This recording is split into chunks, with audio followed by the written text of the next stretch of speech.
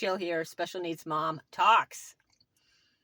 It is Friday, and it's beautiful out here in Central Mass. The colors are so vibrant.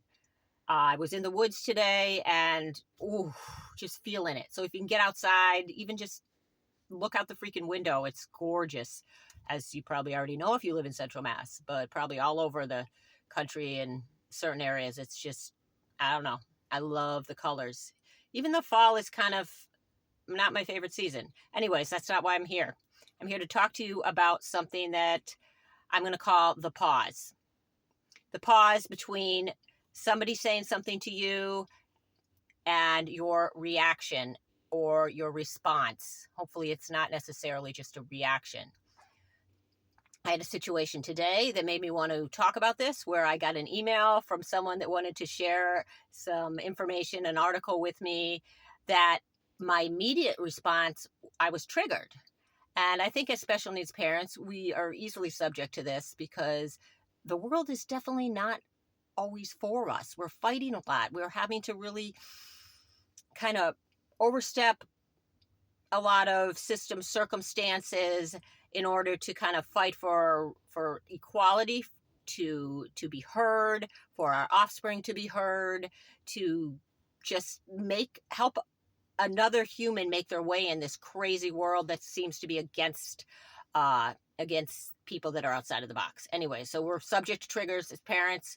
I know I am all day long. So this email came through. I immediately was like, why the heck is this person sending me this? What does this mean about me? What do they interpret? What do they think I am? Why would they think that I would want to read this? And this is all coming from the mind and it's not from the heart. And I had a response written out in like 10 minutes flat, beautiful intellectual response that I had to stop. Thank God I interrupted myself and did not send that email because it was completely out of line, completely over the top, and a little ridiculous. Even though it was a very nice response, it wasn't really what I wanted to put out there. And thank God I was able to pause. And when I did pause for a little while and came back to it, I'm like, oh, holy crap. That's really nice. And it's interesting. And I appreciate the perspective. And oh my God, complete shift. But if I had stopped and reacted in that moment, I would have created this whole timeline related to this thing that was just a mild trigger. And who knows where it would have gone. I mean, and that's a fairly minor example. I can share another example with interactions with relationships that are heavy. And today I was in a kind of a heated debate with my partner. And, it had started last night. And so this morning I had a chance to think it through and got pulled back into the feeling of it.